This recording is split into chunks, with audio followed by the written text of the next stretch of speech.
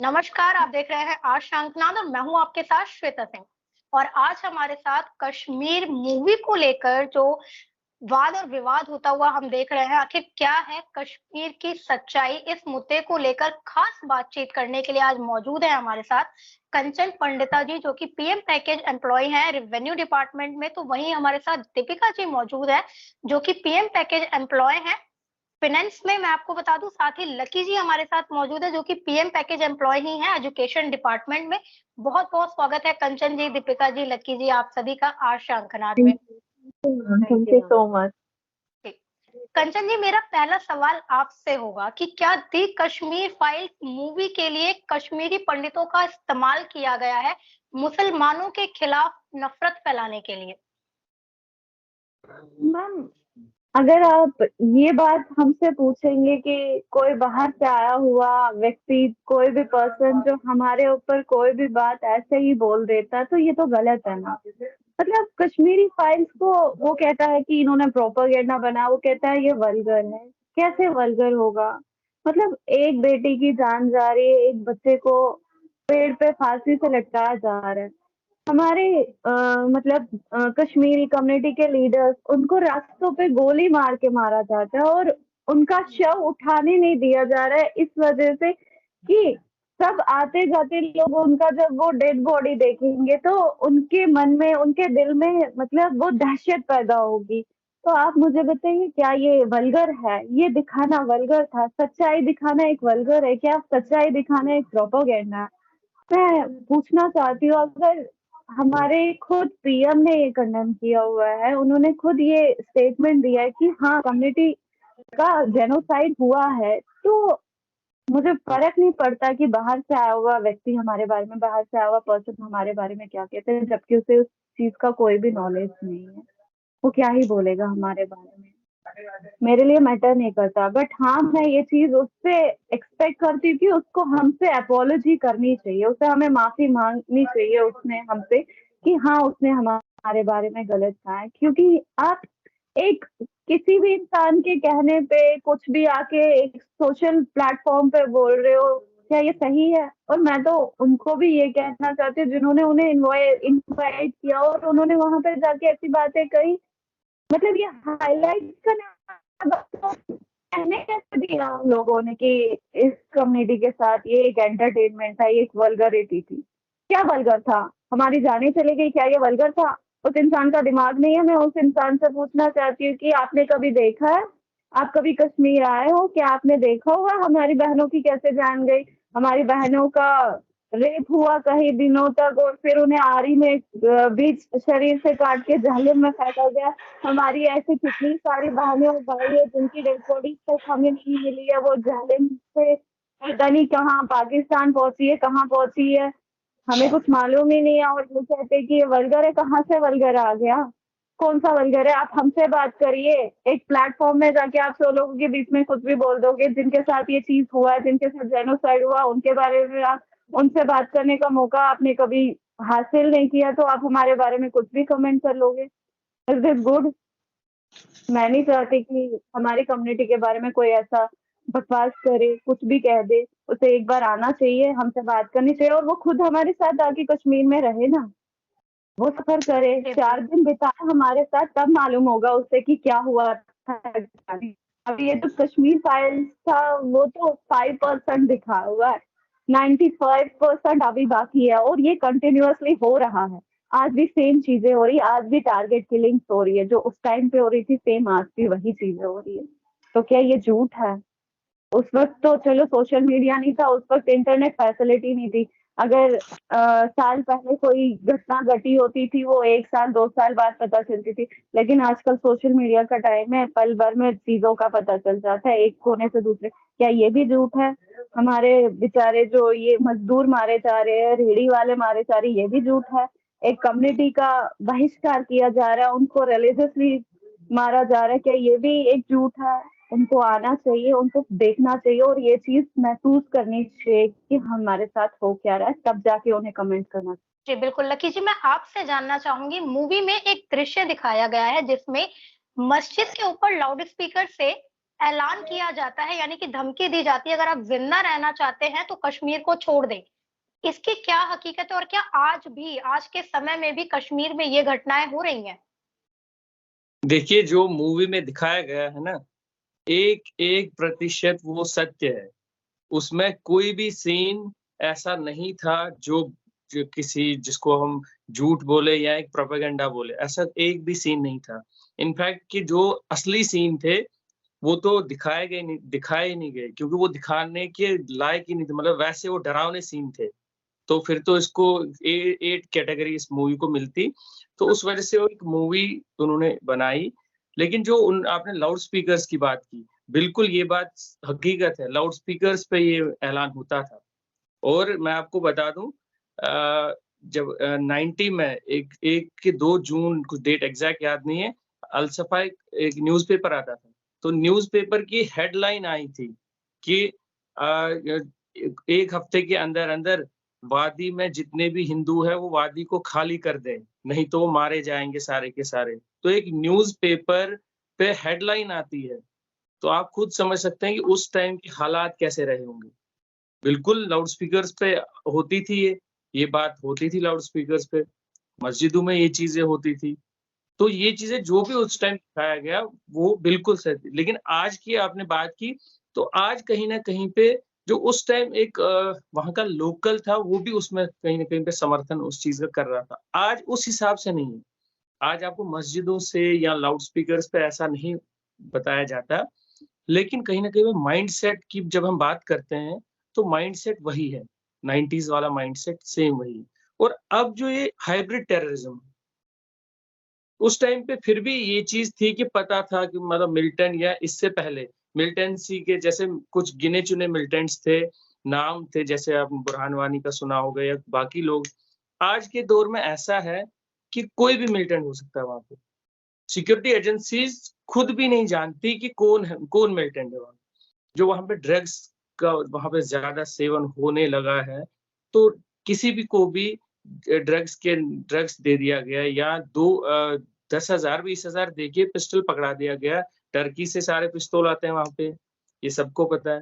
तो वहाँ पकड़ा दिया गया, बोला कि फलानी इसको मार दो, वो आके मार जाता है। तो जो ये हाइब्रिड टेररिज़्म वहाँ पे हुआ, ये बहुत ही भयंकर है और रूट्स तक घुसा हुआ है अभी ये।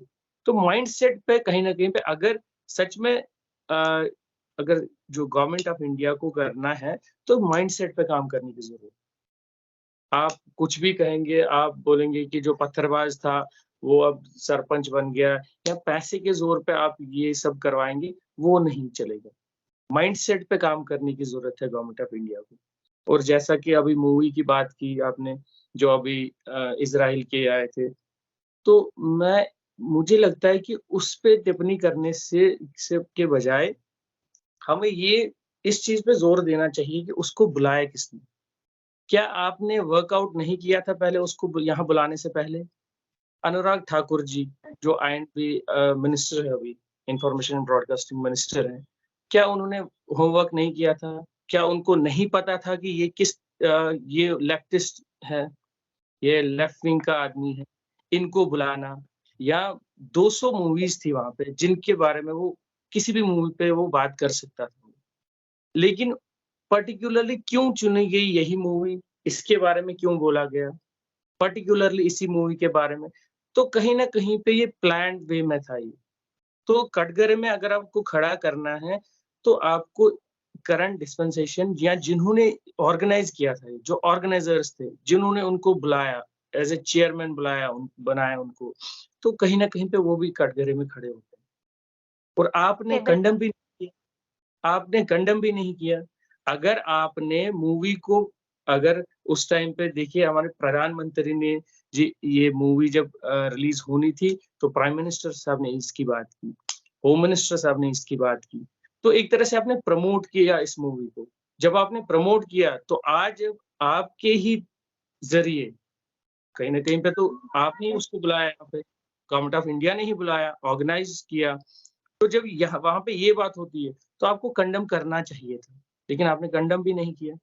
तो आपका ये जो दोहरा रवैया है, ये नहीं चलेगा। एक साइड से आप कहते हैं हाँ हिंदुओं के साथ, कश्मीरी पंडितों के साथ जेनोसाइड हुआ, इनके साथ ये जो भी घटनाएं थी ये सत्य है, ये हुई। और जब आपके सामने आपका बुलाया हुआ आदमी ये कहता है कि ये वल्गर था, इसमें कुछ भी सत्य नहीं है, तो तब आप चुप रहते हैं। तो कहीं न कहीं पे आप पे भी सवाल का निशान खड़ा होता है। आपको जी जवाब देने का, देश को जवाब देने की को ज़रूरत है कि आप बताइए आपने ऐसा क्यों किया?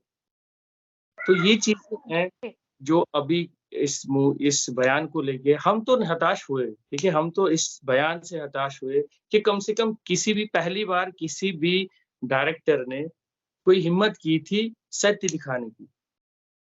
तो उस पे भी ये सब हुआ, हम तो हताश हुए। जो ये स्टेटमेंट आया, की तरफ से कंडेम किया या जो भी हमारी कम्युनिटी के लीडर्स हैं, उन्होंने तो कंडेम किया, लेकिन गवर्नमेंट की तरफ से ऐसा अभी कुछ नहीं है, कंडेमनेशन ऐसा कुछ नहीं है। तो उनको भी करना चाहिए कंडेम, या एक्शन भी ले सकते हैं आप। आप देखिए, आप जीव्स के खिलाफ आप नहीं बोल सकते। अगर आप वहाँ जाके जीव्स के खिलाफ बोलेंगे, अरेस्ट कर लिया जाएगा।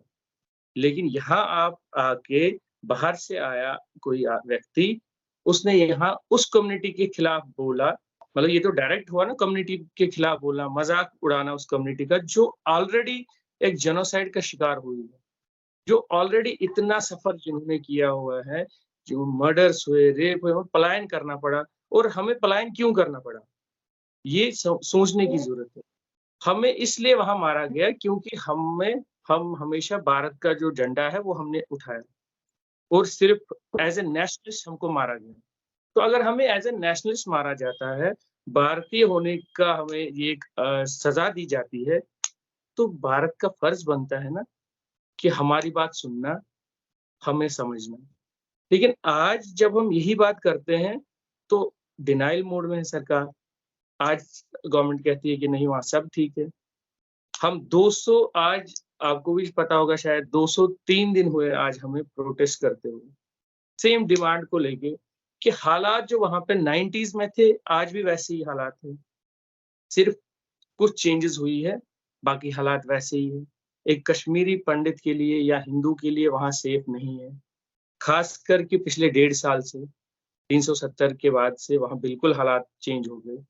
तो हमने यही कहा कि हमारी जान को बचाइए। लेकिन सरकार जो है, करंट डिस्पेंसेशन है, बिल्कुल डिनायल मोड में है, मानने को तैयार ही नहीं है।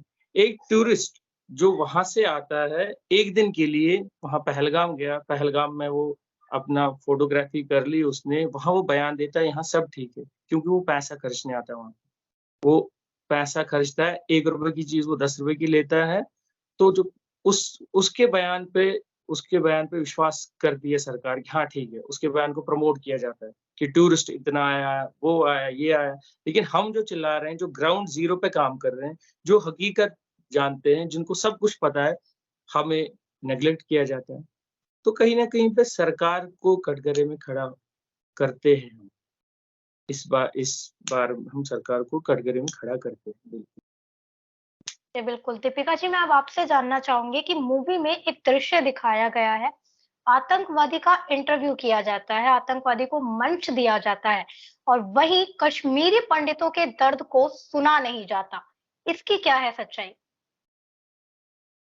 मैम, ये सच्चाई अगर 90s की थी, वो देखा जाए तो अभी भी वही सच्चाई वो रिपीट हो रही है। जो रिपीट हो रहा है ना, जो चल रहा है इस टाइम पे, जैसे जीनोसाइड हम बोलते हैं कि उस टाइम पे 90s में किया गया था। हम लोग यहाँ पे अब इतने सारे लोग आए हैं यहाँ, कश्मीरी पंडित सारे माइग्रेट होकर यहाँ आए। रिफ्यूजीज बोलिए, माइग्रेंट्स बोलिए, कुछ भी बोलिए, नाम तो कुछ भी बोला जा सकता है, बट हकीकत है। अब कोई इंसान बाहरी देश का आता है, वो बोलता है इनके साथ कुछ नहीं हुआ, वो बिल्कुल ठीक है, सब कुछ सही है। ये वल्गर दिखा रहे हैं, जो भी मूवी में दिखा रहे हैं। क्यों दिखा रहे हैं वल्गर भाई? क्या चीज गलत है इसमें? आप आए कभी? आप एक भी कैंप में घूमे कभी? आपने कभी देखा यहाँ पे क्या हो रहा है? क्या चीज? 32 ईयर्स हो गए हैं। 32 ईयर्स, 32 ईयर्स से यहाँ पे क्या सफर कर रहे हैं लोग? कैसे उन्होंने अपने बच्चों को पाला है वहां पे, सारी अपनी प्रॉपर्टीज छोड़ के, अपने बिजनेस छोड़ के, सब कुछ छोड़ के, कैसे अपने बच्चों को पाला और वापस खड़ा किया है, इस लायक बनाया कि आज हम लोग, हम ही सब उनके बच्चे हैं। हम लोग आगे आके बात कर पा रहे हैं इस टाइम पे। इस लायक बनाया हमारी पेरेंट्स ने, उस कम्युनिटी क्यों इस लायक बना पाए वो, क्योंकि हमारी कम्युनिटी हमेशा एजुकेटेड कम्युनिटी थी। हमेशा उन्होंने कहा कि नहीं, एजुकेशन को प्रायोरिटी मिलनी चाहिए, चाहे खाना आधी रोटी खा लेंगे बट एजुकेशन को प्रायोरिटी मिलनी चाहिए। आगे बढ़े, आज क्या हो रहा है, हमें लगा 32 इयर्स गुजर गए, शायद कुछ चेंज हो गया होगा। अब नहीं होगा हमारे साथ ऐसा, अब हमारे को सुना जाएगा। आजकल तो जमाना भी बहुत तेज है, सब कुछ है, इंटरनेट है, ये है, सब कुछ है। अब इंटरव्यू की बात आपने बोली, उस वो 90s का टाइम था, हम बोलते हैं हमारी आवाज पहुंची नहीं लोगों तक, बट वो इंटरव्यू पहुंच गया लोगों तक। उस टेररिस्ट का इंटरव्यू लोगों तक पहुंच गया, बट कश्मीरी पंडित्स की plight, कश्मीरी पंडित्स की जो भावनाएं थी, जो हर्ट हुए थे, जो इतनी त्रासदी झेली थी, वो नहीं पहुंची तब। और आज भी वैसा ही हो रहा है। इतना मीडिया का जमाना है, सब कुछ है, कोशिश कर रही है मीडिया। मैं तो हमेशा थैंकफुल हूँ मीडिया की कि हमेशा आप लोगों की वजह से हमारी बात भी आगे चल पा रही है। बट कोशिश हो रही है फिर भी कि इनको कैसे सप्रेस किया जाए, कैसे हमारा प्रोटेस्ट जो है वो हाईजैक किया जाए, कैसे हमारी जो आज की हालत है उसको छुपाया जाए। क्यों क्यों ये चीजें हो रही है? कहीं ना कहीं उसके लिए गवर्नमेंट ऑफ इंडिया ही जिम्मेदार है, कहीं ना कहीं उसके लिए यहाँ एडमिनिस्ट्रेशन ही जिम्मेदार है, कहीं ना कहीं वो कौन लोग हैं उसमें, वो फाइंड आउट करने की बात है। कौन लोग ये चीज कर रहे हैं? जैसे वही लोग ये चीज कर पा रहे हैं, जैसे उन लोगों को जो अभी बोल के गए, इसराइल के वो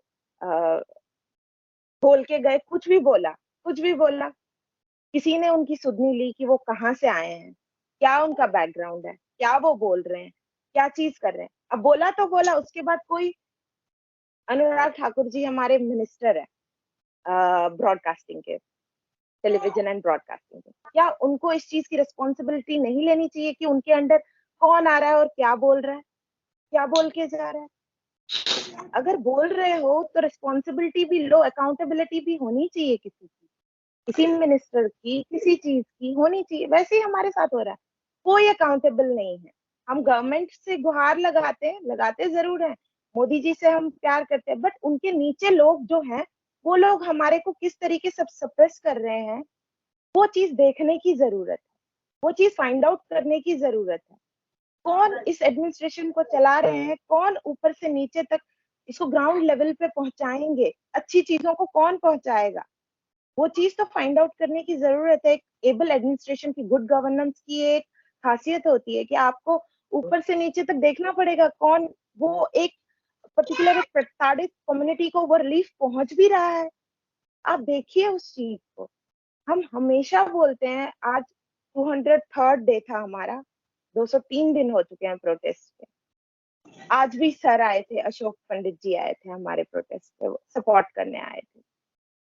बट आज भी कुछ ऐसा हुआ मीडिया चैनल्स के द्वारा कि हमारे ही प्रोटेस्ट को हमारी बात ना रख के किसी और चीज को मिलाकर वो चीज प्रेजेंट कर दी गई। क्या ये चीज नहीं देखनी चाहिए? क्या हमारा कोई हक नहीं है इस इंडिपेंडेंट कंट्री में? हमें भी इंडिपेंडेंस के साथ जीने का हक नहीं है? 32 इयर्स हो गए, हमें वो इंडिपेंडेंस नहीं मिलनी चाहिए? हमें हमारे राइट्स नहीं मिलने चाहिए? हमें हमारी कंट्री में, हमारे कश्मीर में, अगर हमारे कश्मीर में हमारे साथ कुछ होता है, क्या हम वो बोल नहीं सकते? हमें वो बोलना है, हम वो बोलते हैं, बट उस पर कुछ एक्शन भी तो हो, तभी तो हमें लगेगा 200 days not a small thing. ये एक बहुत बड़ी बात है दोस्त, 200 दिन बहुत ज्यादा होता है। और मांग क्या रहे हैं? कुछ भी नहीं मांग रहे हैं, अपनी जिंदगी मांग रहे हैं, वो भी नहीं देता कुछ। हम लोग समझ ही नहीं पा रहे हैं हमें करना क्या चाहिए। गवर्नमेंट चाहती क्या है हमसे, या एडमिनिस्ट्रेशन क्या चाहती है? जो भी है, जो भी हमारे कॉज को, हमारी चीज को डिफेम करने की कोशिश कर रहे हैं, वो लोग चाहते क्या है? टेररिस्ट को तो हीलिंग टच मिलता है हमेशा। हमारे स्टेट में तो आज तक यही होता आ रहा है। JNK स्टेट हुआ करता था, अब तो यूटी है, बट स्टेट जब तक था तब तक तो यही हो रहा था। यूटी बना, हमें लगा कि शायद कुछ चेंज आ जाएगा, बट कश्मीरी पंडित की हालत वही है, जहां वो 90s में खड़ा था आज भी वही 90s में खड़ा है, सड़क पे 90s में भी था आज भी सड़क पे ही प्रोटेस्ट कर रहा है। हाँ, डिफरेंस ये है कि आज हम प्रोटेस्ट कर रहे हैं, तब हम प्रोटेस्ट करने की भी हालत में नहीं थे, क्योंकि तब हम इस त्रासदी से गुजरे थे। सब लोग कहते हैं ना, वो पैरों में भी कुछ नहीं लगा के और भाग खड़े हुए अपनी जिंदगियों को बचाने, अपनी फैमिलीज को बचाने। ये चीज हुई है 90s में, और कोई बाहर का आदमी आके कुछ भी बोलता है, क्या कोई भी मान लेगा हाँ वो सच है? कैसे मान लेगा कोई सच है? हम लोग सड़कों पे 32 इयर्स, हम लाइव एग्जाम्पल है इस चीज की। लाइव एग्जाम्पल से, लाइव लोगों से नहीं पूछा जाएगा और वो कोई भी थर्ड पर्सन आकर कुछ भी बोलेगा वो सच हो जाएगा क्या? वो सच बिल्कुल भी नहीं है। देखना है ग्राउंड पे, आइए, यहाँ आइए, लोगों से मिलिए, बात कीजिए, पता चलेगा कश्मीरी पंडित है कौन, कश्मीरी पंडित की एग्जिस्टेंस क्या है। वो एग्जिस्टेंस देखने की जरूरत है, वो चीजें देखने की जरूरत है, वो जर्नी देखने की जरूरत है। वो 32 इयर्स की जर्नी है, वो एक छोटी सी फिल्म में नहीं हो सकती, वो 5% हो सकता है उसमें। वो 32 इयर्स हैं इन एग्जाइल, वो मजाक नहीं है। वो कितना 2 घंटे की मूवी में, 2.5 घंटे की मूवी में कितना दिखा लेंगे? उन्होंने फिर भी बहुत ज्यादा कोशिश की है वो हर एक चीज दिखा सके जो हुआ था। इवन कि अब तो मैं ऐसा कह रही हूँ कि कश्मीर फाइल्स 2 बनने की बारी आ चुकी है, ऐसे हालात हो चुके हैं। कश्मीर फाइल्स आज से कुछ 10 साल बाद बोलेंगे जी कश्मीर फाइल्स 2 बनाइए अब कश्मीरी पंडित पीएम पैकेज पे। लेकिन मैं ये अपनी कंट्री से, अपने लोगों से ये जानना चाहती हूँ, क्या हम 90s में जो हुआ था, एक गलती कि कश्मीरी पंडित की किसी ने सुनी नहीं थी, क्या हम वो गलती फिर से दोहराना चाहेंगे? आज तो इतना बड़ा मीडिया का जमाना है, क्या हम फिर से कश्मीरी पंडित की नहीं सुनेंगे? क्या उनको इंसाफ इस बार भी नहीं मिलेगा और कश्मीर फाइल्स 2 बन जाएगी? हम रोते हैं मूवी देख के कि 90s में ऐसा हुआ था। लोग रोते हैं 90s में ऐसा हुआ था और हमें तो पता ही नहीं है, हमें तो दर्द दिन का पता ही नहीं है, ऐसा हो गया था।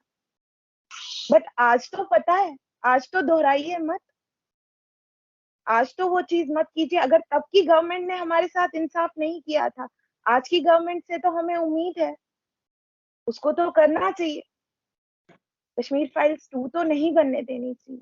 इस गवर्नमेंट से तो हम यही चाहते हैं, यही होप्स भी हैं, और होप्स अभी भी हैं, बहुत ज्यादा हैं और हाई हैं। कहते हैं ना, जिंदा इसी होप से हैं हम, और रहेंगे भी। बस जी मैम बिल्कुल। यही बोलना। कंचन जी, मैं आपसे जानना चाहूंगी कि क्या आज भी कश्मीर से लोग पलायन कर रहे हैं और इसे छुपाया जाता है? मैम, अभी आपने सुना होगा कि शोपियान के कुछ चौधरी गुंड में एक हमारे कश्मीरी भाई को मारा गया, उसके ही घर के गेट पर पहुंचा के उसके चिन पे ऐसे पिस्टल रख के उसको मारा गया। उस इंसिडेंट के बाद 12-13 फैमिली अब जाके माइग्रेट हुई, मतलब वो वहां से अब आए यहाँ पे, वो अब अपना यहाँ राशन कार्ड बना रहे। मैं कहना चाहती हूँ गवर्नमेंट से कि अगर 90s से लेकर उन्होंने आज 2022 तक जो कुछ भी वहां पे हुआ, कैसे भी चल रहा था, उन्होंने कैसे एडजस्टमेंट कर ली अपनी आपकी अपनी फैमिली की, उन्होंने सब कुछ झेला, लेकिन उन्होंने एक मतलब प्रॉमिस किया था अपने आप से कि वो अपना वतन छोड़ के नहीं जाएंगे। मैं दाद देती हूँ उनकी हिम्मत की, उन्होंने ऐसा करके दिखाया। लेकिन आज वही लोग कश्मीर छोड़ के आ रहे हैं। मुझे कुछ समझ नहीं आ रहा कि गवर्नमेंट ये चीज क्यों नहीं नोटिस करती है। हम 203 दिन से एजिटेशन कर रहे हैं, रोज यही चीज बोल रहे हैं कि हमारी जानें बचाइए, रोज हम हर सोशल प्लेटफॉर्म पे यही चीज बोलते आ रहे हैं कि हमारी जानें, हमारी बातें नहीं सुनी जा रही है। लेकिन एक पर्सन बाहर से आया हुआ, बाहर की कंट्री से आया हुआ नावेद लपेट, वो यहाँ आया, वो कुछ कह देता है और वो बात इतनी हाईलाइट हो गई। हमारी कश्मीरी फाइल्स, जो द कश्मीर फाइल्स में इतना सब कुछ दिखाया गया, उसको हाईलाइट नहीं कर रहे, बट वो आदमी बाहर का आया हुआ यहाँ पे कुछ भी कह रहा है, is a left wing person वहां का, कि जो वो हमारे देश में आके हमारे लिए ही कुछ भी बकवास कर रहा है, तो हम कैसे उसको सपोर्ट करेंगे? वो कहना क्या चाहता है? हमारे यहाँ पे जब हमारा जेनोसाइड हुआ था, वो 14 सितंबर 1989 से होना स्टार्ट हुआ था। पहली गोली भी हमारे कम्युनिटी के लीडर टिक्कालाल टपलू जी ने खाई थी, उनको रास्ते में मारा गया था। आप मुझे बताइए, क्या उसने ये चीज कभी देखी? उसने इस चीज के बारे में कभी पढ़ा? उसके बाद कंटिन्यूअसली हमारे जस्टिस जो थे उनकी हत्या कर दी गई। फिर मस्जिदों में ऐलान होता रहा कि या तो तुम हमारा सपोर्ट करो, हमारे साथ खड़े हो जाओ, या तो तुम यहाँ से चले जाओ। हमारा रिलीजन को लेके बोला गया कि तुम अपना रिलीजन बदल दो। हमारी बहनों को, हमारे बेटियों को घरों से ले जाके कहीं भी मार देते थे, भाइयों को मार देते थे, जंगलों में ले जाते थे, गर्म पानी, उबलता हुआ पानी उनके ऊपर डाल देते थे, चाकू से उनकी आंखें निकाल देते थे, सिगरेट से। ये मैंने इंसिडेंट देखा। हमारे यहाँ पे एक पर्सन थे, उनकी उनकी अपडेट हो गई है। उनकी पीठ पे अल्लाह अकबर लिखा गया था, सिगरेट जलती हुई सिगरेट से उनकी पीठ पे लिखा गया था। ये चीज मैंने खुद देखी है। तो मैं ये चीज, मतलब इन इतनी सारी चीजें देख के मैं अपनी आंखें बंद कर दूं और उस आदमी का सपोर्ट करूं? हाँ भाई, तू बाहर से आया हुआ है, यहाँ पे बैठा हुआ है, तो तू जो कह रहा है वही सच है। लेकिन जो हम कह रहे हैं, क्या वो चीज किसी को नजर नहीं आई? आदमी होता है, ने इतना हाईलाइट कर दिया कि बाहर का आया हुआ इसराइल का पर्सन यहाँ पे आ रहा है और वो कुछ भी हमारी कम्युनिटी के बारे में कह रहा है, और हम मान ले, और हमारी सारी मीडिया, हमारी सारी गवर्नमेंट उसी की तरफ जाए। क्यों जाए भाई? हम भी तो इतनी देर से कह तो मानो, तो देखा हुआ है और आप देख भी रहे हो अभी। ये कोई मतलब बनी बनाई बातें नहीं है। कोई हमें कहता है कि आप अपनी स्टोरियां बताओ, क्या ये स्टोरी है? कोई ये हमारी आप बीती है, हमारे साथ जो घटनाएं घटी हुई है, जो हमारे साथ त्रासदियां वहां पे हुई है, हम उसको बयान करते हैं, हम उस दर्द को बयान करते हैं, लोगों को लगता है कि ये स्टोरी है। क्या ये स्टोरी? मैं उन लोगों से पूछना चाहती हूँ, आपने कश्मीर फाइल्स देखी? जब कश्मीर फाइल्स थिएटर्स में रिलीज कर दी गई, क्या तब वो जो लोग वहां उन थिएटर्स में रो रो के बेहोश पड़े थे, क्या वो भी झूठ था? वो तो लाइव टेलीकास्ट हो रहा था ना, लोग, उस मीडिया खुद कवर कर रही थी कि हमारी माए इतना रो रो के बेहाल हो गई थी। वो सब देख के कुछ लोगों से तो देखी नहीं गई। मेरी फैमिली है, मेरी मदर ने सीधे कह दिया कि नहीं, हम नहीं देख सकते, क्योंकि हमने बहुत कुछ अपनी आंखों से देखा है। मेरे पापा कश्मीर में जॉब करते थे, श्रीनगर में। तो जब हमने वहां से पलायन किया, मेरे पापा ने तो वहां से अपने लिए एक टी शर्ट, अपने लिए एक शर्ट तक नहीं लेके आए, ऐसे निकले हुए हम कि उनके कजन ब्रदर ने रास्ते में उनको बोला, कोई बात नहीं, मेरे पास दो है, एक तू रख ले। हम वहां से जब आए तो हमें एक स्कूल के बरामदे में जगह मिली। हमने वहां कई बहुत सारा टाइम बिताया, मतलब एक बरामदे में। और मेरी जो सिस्टर थी वो 12 ही दिन की थी। मतलब मेरी मम्मा वैसे पीरियड में थे, उन्होंने इतना सब कुछ सहा, वैसी और भी कितनी सारी लेडीज थी। तब राजीव गांधी जी ने हमें फारूक अब्दुल्ला जी के भरोसे छोड़ दिया, और फारूक अब्दुल्ला जी ने हमें मुजाहिदीनों के भरोसे छोड़ दिया। ये चीज आपने नहीं देखा गया? या ये चीज आपको नजर नहीं आया कि हमने क्या कहा? कभी वो हमारे पास हाल पूछने आए? हमारी गवर्नमेंट आज हमारे बारे में बेशक बहुत कुछ बोल रही होगी कि नहीं, हालात वहाँ ठीक है, हालात वहाँ ठीक है। कैसे हालात ठीक है? हमारा रोज एक एक भाई शहीद हो रहा है, हर स्टेट से आया हुआ हिंदू शहीद हो रहा है। चलो मान लिया कि शायद हम झूठ बोल रहे हैं, लेकिन उन्होंने क्या बिगाड़ा था? उनके साथ क्यों ऐसा हो रहा है? वो भी तो झूठ है इसका मतलब। अरे कोई झूठ नहीं बोल रहा, अपनी आंखें तो खोलो, आप देखो तो, दर्दों को देखो, लाशों को देखो। तब भी एक नारा लगाते थे वो लोग कि हम कश्मीर को बनाएंगे पाकिस्तान। मतलब कश्मीरी में बोलती मैं आपको, कश्मीर बनाओ पाकिस्तान, बट्टो और इस पे बटने का, मतलब हम कश्मीर को पाकिस्तान बनाएंगे तो आदमियों को यहाँ से या तो निकालेंगे या तो मार देंगे, लेकिन उनकी जो वाइफ्स है, जो हमारी बेटी है, उनको हम यहीं रखेंगे। क्यों? अपने घरों में। मतलब वो क्या कहना चाहते थे कि हम क्यों रहे उनके पास? तो हमारा रिलीजन से मतलब वो मतलब हमें यातनाएं देना चाहते थे। अलग अलग जो भी उनसे बन पड़ता था वो हमारे साथ करते थे। हमारे मंदिर जलाए गए, हमारे घर जलाए गए। हम जब वहां से पलायन होके यहाँ आ गए, हमने अपने घर में मुझे लगता है सारा सामान छोड़ के आ गए हम वहां पे। यहाँ पे सिर्फ पहनने के लिए चार कपड़े लाएंगे, चार जोड़ी कपड़े, चावल के कुछ किलो। हमें तो लगा था कि शायद चलो गवर्नमेंट ने अगर हमारे बारे में इतना कुछ सोचा हुआ है, उन्होंने हमें किया शायद कुछ पीरियड के लिए होगा, थोड़ी देर के बाद हम अपने घर, कौन अपना वतन ऐसे नहीं छोड़ के जाता। हमने अपना सब कुछ छोड़ दिया वहां पे, हमें लगा हम दोबारा वहां जाएंगे, ये शायद से ये पीरियड कुछ देर का है, सब ठीक हो जाएगा और हम वापस अपने घरों में जाएंगे। लेकिन वो घर वापसी आज तक नहीं हो रही हमारी। 32 साल हो गए, अभी तक वापसी नहीं हो रही। और ना ही हमें मतलब वैसा कुछ, हमें कुछ उम्मीद नहीं जाग रही है हमारे मनों में कि हम वो घर वापस देखेंगे। हमारे पेरेंट्स, मेरी दादी चल बसी, मेरे दादाजी चल बसे, नाना नानी सब चल बसे इसी उम्मीद में कि हम घर वापसी करेंगे। जब हम वहां से 90s में यहाँ पे आए, हमारे लोगों ने तो जम्मू में रह के मतलब शायद सांप बिच्छू ये सब तो हमने कश्मीर में देखा नहीं था। वहाँ का वेदर आपको पता ही है कितना अच्छा होता है। गर्मियाँ हमने कभी झेली नहीं थी। मेरी नानी खुद सनस्ट्रोक के शिकार हो गए और उनकी डेथ ड्यू टू सनस्ट्रोक हो गई। तो ऐसे बहुत सारे लोग हैं कि वेदर कंडीशन के थ्रू, या किसी को सांप ने काटा, किसी को बिच्छू ने काटा, और यहाँ आके तो हमें यहाँ की जुबान भी नहीं पता थी।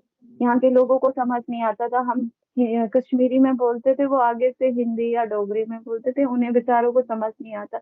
मैं तो फिर भी उनका शुक्रगुजार हूँ कि उन्होंने जितना भी हमें सपोर्ट किया है यहाँ पे, बहुत है बहुत है। कि हम अपना देश छोड़ के, हम अपना घर छोड़ के वहां से इस जम्मू में आए थे। और हमें माइग्रेंट्स कहा जाता है, क्या माइग्रेंट्स अपने ही वतन में माइग्रेंट होते? एक जगह से दूसरी जगह पे आना, क्या ये माइग्रेंट्स होता है? जम्मू भी हमारा है, कश्मीर भी हमारा। हम ये एक यूटी है। यूटी से पहले एक स्टेट थी, लेकिन दोनों एक ही थे। कैपिटल, समा कैपिटल, वो ये जो भी था। बट हमें माइग्रेंट्स कहा जाता था, हमें रिफ्यूजीज कहा जाता था। क्यों कहा जाता था? क्यों? हमने घर छोड़ा था वहां पे, हमें वहां की गवर्नमेंट यहाँ लेके आई। अरे हमने वहां पे त्रासदियां झेली थी। हम बस, गवर्नमेंट, हमें लगा था गवर्नमेंट शायद उन पे मलहम लगाएगी, लेकिन वो मलहम आज तक नहीं लगा पा रही है गवर्नमेंट।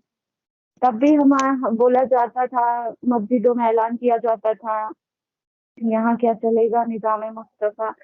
इस्लामिक कल्चर को तब भी प्रेफरेंस दी जाती थी, आज भी उसी कल्चर को प्रेफरेंस दी जाती है। जबकि हिंदू कल्चर, वहां पे हिंदी सभ्यता जो थी वो 6000 ईयर्स पहले से चली आ रही थी। लेकिन सेम चीज आज वही हो रही है कि रिलीजियस बिलीफ पे भी खरे नहीं उतर पा रहे हैं हम लोग, कि हम अपना जो रिलीजन है उसको एक्सप्रेस करें, अपने कल्चर को वहां पे एक्सप्रेस करें, एड्रेस करें। नहीं कर सकते। हम अगर कश्मीर में जाते हैं, चाहे वो सिटी हो या गांव हो, हमें अपनी आइडेंटिटी हाइड करनी पड़ती है। मैं खुद जाती थी, मैं वहां पे मास्क पहन के सर पे दुपट्टा रख के जाती थी, चाहे वो सिटी थी या कुछ भी था। मैं नहीं कहती हूँ कि किसी की क्या ओपिनियन है इस बात को लेके, लेकिन जो मेरा है पर्सनल ओपिनियन, कि मुझे बोला गया। मैं उससे पहले एक और गांव वाले क्षेत्र में थी, वहां मैं ऑफिस के बाहर थी। तो अब हम जम्मू में थोड़ा हमारा जो है रहन सहन थोड़ा उनसे अलग है। तो मुझे बोला गया कि आप सर पे दुपट्टा रखो और कवर कर लो खुद को। मतलब ये हमारे लिए कुछ नई चीजें थी जो हमने देखा ही नहीं वहां पे जाके। तो मैं कहना चाहती हूँ कि मतलब आप ये चीज क्यों नहीं देखते हो कि हमें वहां पे रिलीजियस भी मारा जा रहा है, हमारे कल्चर को दबाया जा रहा है, हमारे हिंदू तत्व को दबाया जा रहा है। आप बेशक लाल चौक पे झंडा फहरा रहे हैं, लेकिन झंडा फहराने की भावना नहीं देख रहे हैं। वो तो हमारी गवर्नमेंट शायद से गन डरा के, जो शायद से वो खुद डरते होंगे कि अगर हम झंडा नहीं फहराएंगे में भी कुछ भी सरकमस्टेंसेस कुछ भी हो सकते हैं। लेकिन अंदर की भावनाएं उनकी अभी भी वैसी ही है जो 90s में थी। वो अभी भी वही माइंडसेट लेके बैठे हैं जो 90s में थे। सरहद पार से आते हैं लोग, वो उनको ड्रग्स का शिकार बनाते हैं, वहां के जवानों को, वहां के नौजवानों को ड्रग्स का शिकार बनाते हैं, और वो बेचारे उस लपेटे में आ जाते हैं। और मतलब ये चीजें कन्विंस से, और वो फिर मजबूर हो जाते हैं। आपको तो पता ही है ड्रगिस्ट कैसे होते हैं, कैसा उनका सर्कल चलाते हैं, और फिर उनको इतना मजबूर कर देते हैं कि वो हथियार उठाने के लिए तैयार हो जाते हैं। और ये चीज कंटिन्यूअसली हो रहा है वहां पे पहले वो ड्रग्स का उन्हें लत लगा लेते और फिर हथियार देते, और वो इसी लालच में कि ड्रग्स मिलेगा, पैसा मिलेगा, तो वो हथियार उठा लेते, और ऐसी चीजें होती है। वरना एक 18 19 20 साल का नौजवान एक टेररिस्ट बन रहा है, पढ़ा लिखा नौजवान बुरहान वानी जो बीटेक था। ऐसे बहुत सारे टेररिस्ट है जो पढ़े लिखे थे और उन्होंने हथियार उठाए। मतलब क्या चल रहा है उनके दिमाग में। और अगर मैं एक और चीज गवर्नमेंट से कहना चाहती हूँ कि अगर आप कहते हैं कि वहाँ के हालात सामान्य है, तो हम अगर जम्मू में रह रहे हैं तो हम तो यहाँ इतनी सिक्योरिटी नहीं देखते। तो आपने इतनी सिक्योरिटी वहाँ क्यों लगाई हुई है अगर वहाँ हालात सामान्य है? क्यों आपने हर हिंदू एरियाज को कवर किया सिक्योरिटी के साथ अगर इतने ही हालात सामान्य है? हमें क्यों फ्रीडम नहीं है वहां पे खुल के जीने की? हम क्यों बार बार वहां से पलायन करके यहाँ आ जाते हैं? मैं गवर्नमेंट से पूछना चाहती हूँ, अगर आप सिक्योरिटी की बात करें, एक तो आप हमें कह रही थी आप हमें वहां पे आके आप वापस से रिज्यूम कर लो ड्यूटी, लेकिन हम सिक्योरिटी नहीं देंगे क्योंकि हमें भरोसा नहीं है। और दूसरी तरफ से आप कह रहे हो कि नहीं वो सिक्योर रूम है, सिक्योरिटी है वहां पे, माहौल सामान्य है, टूरिस्ट आते हैं, टूरिस्ट वहां पे आके, टूरिस्ट क्या, टूरिस्ट तो आएंगे ही, वो लोग उनका क्या बिगाड़ेंगे? उनका बिजनेस चल रहा है उनकी वजह से, उनके साथ क्या होगा? होगा तो उन लोगों के साथ ना जो बेचारे वहां पे ग्रो अप करना चाहते हैं, जैसे बेचारे रेडी वालों को मारा जा रहा है।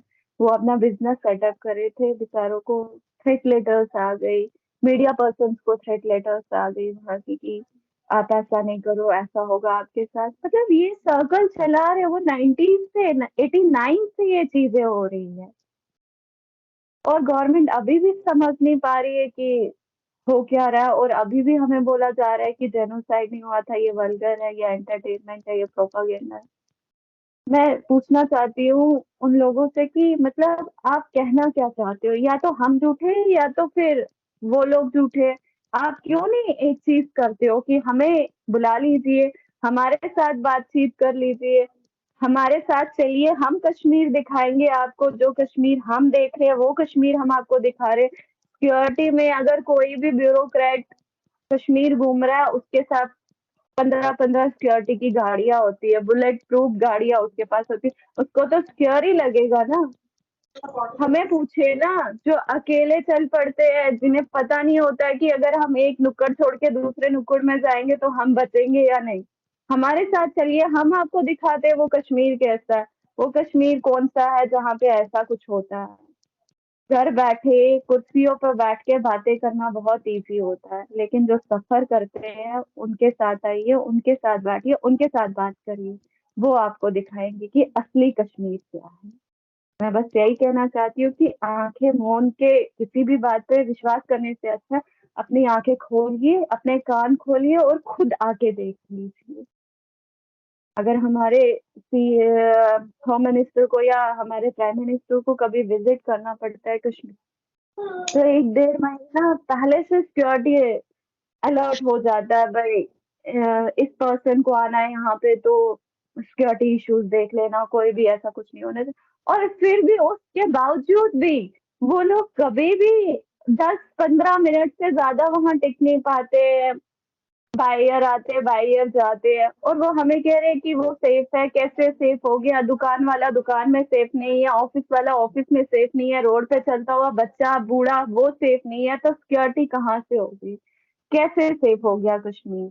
हम मांगते हैं रिलोकेशन, वो सही बातों में मांगते हैं, हम अपनी लाइफ के थ्रेट से, हम राइट टू लिव, हमारा जो फर्स्ट फंडामेंटल राइट है, हम अकॉर्डिंग टू लॉ उनसे अपनी जिंदगियां मांग रहे हैं, हम कुछ अलग नहीं मांग रहे उनसे। ये हमारे मोदी जी का ही नारा है ना, जान है तो जहान है। जब हमारी जाने रहेगी तभी हम आगे लड़ते रहेंगे, अगर जाने ही नहीं रहेगी तो आगे क्या ही लड़ेंगे। मैं मोदी जी से यही अपील करना चाहती हूँ आपके मंच के थ्रू कि अगर आपने कश्मीर देखना है तो आप हमारे पास आइए, हम आपको कश्मीर दिखाते हैं। आप हमारे घरों में आइए, कभी हमारे घरों के हालात जानिए।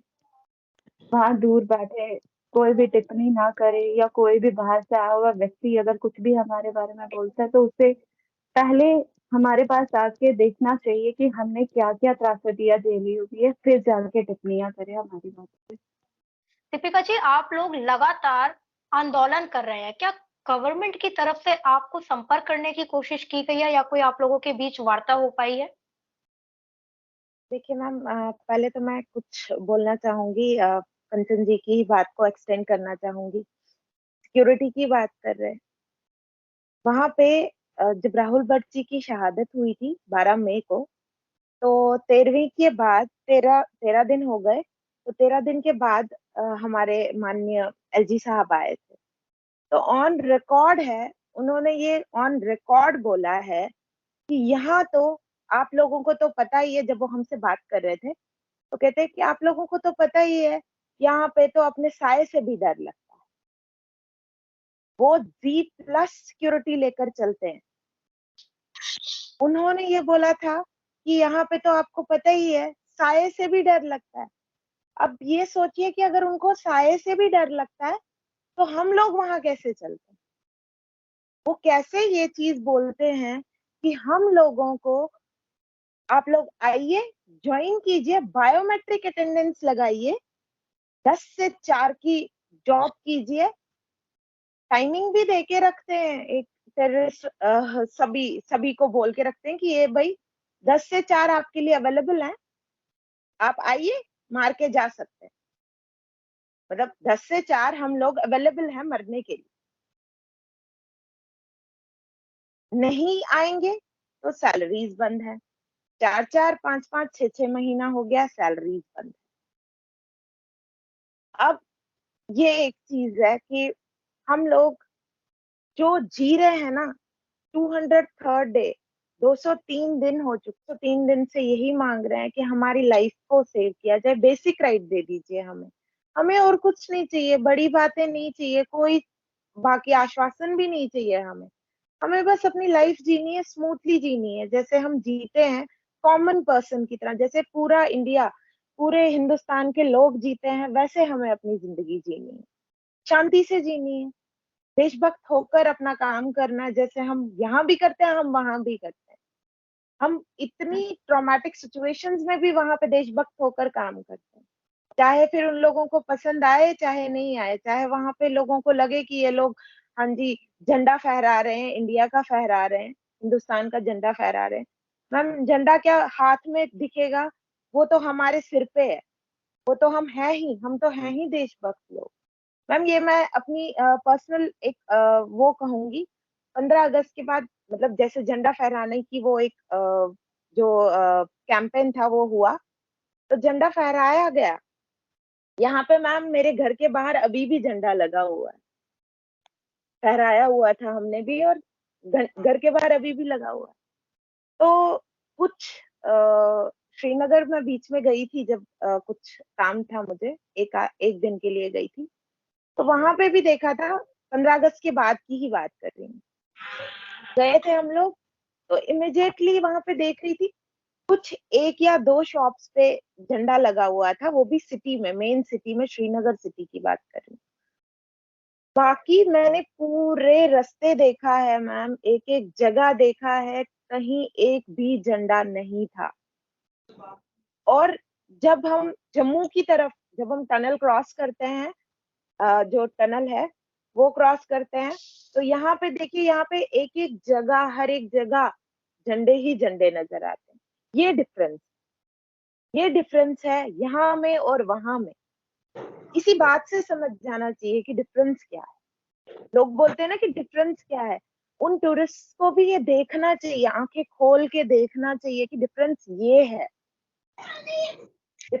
आपको ये चीज नहीं पता चले कि जब आप घूम रहे हैं वहां पे और वादियां देख रहे हैं, वादियां तो अच्छी ही होंगी, बिल्कुल अच्छी हैं, बट जो हकीकत है वो तो देखिए। हकीकत भी देखनी ही पड़ेगी ना, इसी इसी समाज के लोगों को, इसी दुनिया के लोगों को देखनी पड़ेगी हकीकत। बार बार वो आंखें नहीं मूंद सकते हकीकत से। 90s में भी मूंदी थी, 32 ईयर्स हो गए, अभी भी मूंद रहे हैं, ये चीज नहीं चलेगी।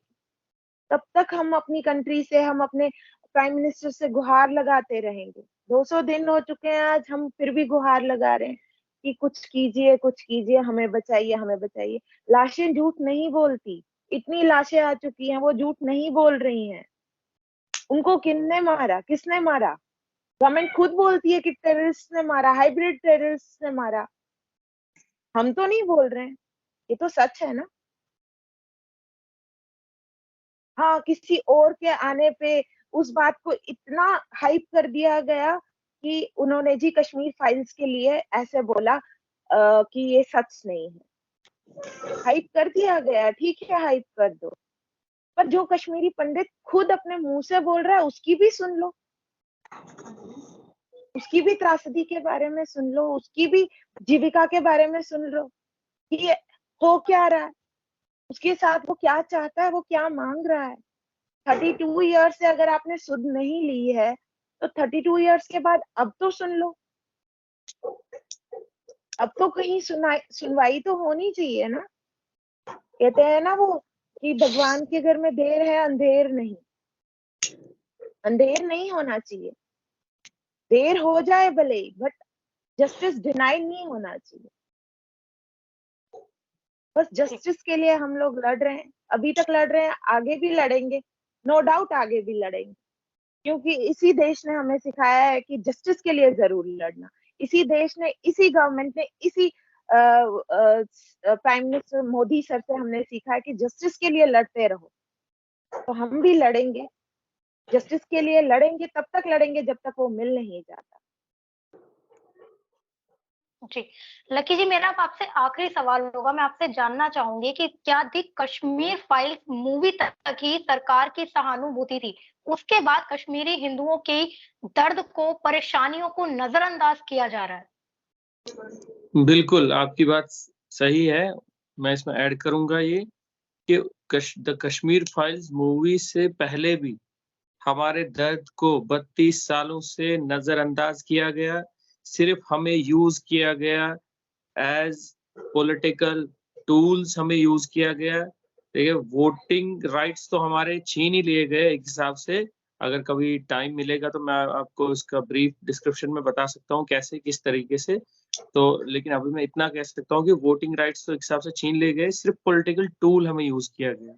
जब भी पूरे देश में कहीं पे कुछ होता है, तो भाजपा की चाहे कोई भी हो वो आके बोलते हैं कि हाँ जी, आप कश्मीर में ये हुआ, कश्मीरी पंडितों के साथ ये हुआ, तो एक सिम्पैथी गेन करते हैं वो। जब भी कहीं इलेक्शन होता है तो हमें यूज़ किया जाता है वहाँ पे, टूल की तरह, लेकिन उसके बाद हमें बुला दिया जाता है। जब इलेक्शन हुआ था 2014 में, 2019 में प्रधानमंत्री जी यहाँ आए थे और आपने अगर मैनिफेस्टो उनका पढ़ा होगा, कश्मीरी पंडित उसमें प्रायोरिटी बेसिस पे थे, कश्मीरी पंडित को वापस बसाना। लेकिन जब मोदी जी यहाँ आए थे जम्मू में, तो यहाँ उन्होंने एक बात कही थी कि कश्मीरी पंडित्स को हम वापस बसाएँगे, लेकिन with honour and dignity, with foolproof security, और इनको अच्छे से रिहैबिलिटेट करेंगे, तब जाके इनको हम वहाँ बसाएँगे। पहले हम वहाँ का वातावरण ऐसा करेंगे, लेकिन हुआ क्या? उल्टा। हमें एक बंधुआ मज़दूर की तरह वहाँ लिया गया। हमारी जो नीड और अर्ज थी उसको एक्सप्लॉइट किया गया और वहाँ हमें लिया गया, क्योंकि हमारे साथ ऐसा हुआ कि 1990 से कश्मीरी पंडित, कोई भी कश्मीरी पंडित चाहे वो कितना भी पढ़ा लिखा हो, सरकारी नौकरी में वो अप्लाई करता भी था, लेकिन फिर भी वो सरकारी नौकरी में अप्लाई करके भी वो नहीं लगता है। उसके पीछे बहुत सारे कारण हैं, आपको कभी बताएँगे। लेकिन उसके पास एक ही ऑप्शन था, वो बाहर जाके किसी प्राइवेट कंपनी में कहीं पे भी। अब जिसके पास सोर्स वैसा नहीं था, वो यहाँ पे पढ़ा-लिखा एमएससी करके यहाँ किसी स्कूल में या किसी दुकान पे, किसी जगह अपना रोज़ी-रोटी कमा रहा था। तो उसी जो नीड उसकी थी ना, उसी को एक एक्सप्लॉइट किया गया, एक पैकेज दिया गया। एक इकोनॉमिक पैकेज दिया गया था तब की यूपीए गवर्नमेंट ने। लेकिन यहाँ की जो एनसी गवर्नमेंट थी तब, उमर अब्दुल्ला की सरकार, उन्होंने उनके साथ मिलके एक इसको रिहैबिलिटेशन पैकेज का नाम दिया गया और हमें कश्मीर भेजा गया। साथ में बोला गया आपको हम वहाँ सिक्योरिटी प्रोवाइड कराएँगे, अकोमोडेशन देंगे, सब कुछ देंगे। लेकिन हुआ क्या, 12 साल में ये मैंने बहनों ने बताया कि क्या हुआ वहाँ हमारे साथ। 12 साल पूरे हमारे वहाँ एक हम पेन टेररिज्म का वर्ड हम अक्सर यूज़ करते हैं, हम उसका शिकार हुए। जो ब्यूरोक्रेट्स हैं, ब्यूरोक्रेट्स ने हमारी कभी भी नहीं सुनी, एक भी नहीं सुनी।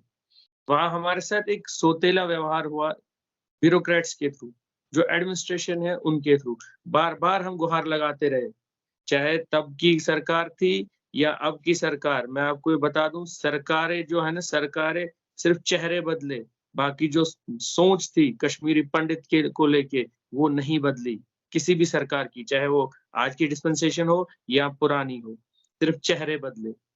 हमने तब भी हमने लिखा जब पहली बार 2014 में सरकार बनी थी और जिस दिन सरकार बनी थी, हमें अपने कलीग्स ने भी बताया कि ज़्यादा खुश नहीं होना, नहीं दिखाना बाहर ज़्यादा खुश, क्योंकि मोदी की सरकार ये आरएसएस की सरकार मानी जाती थी या एक हिंदुत्ववादी सरकार, राम राज्य का नारा दिया गया था, हिंदू राष्ट्र का नारा दिया गया था।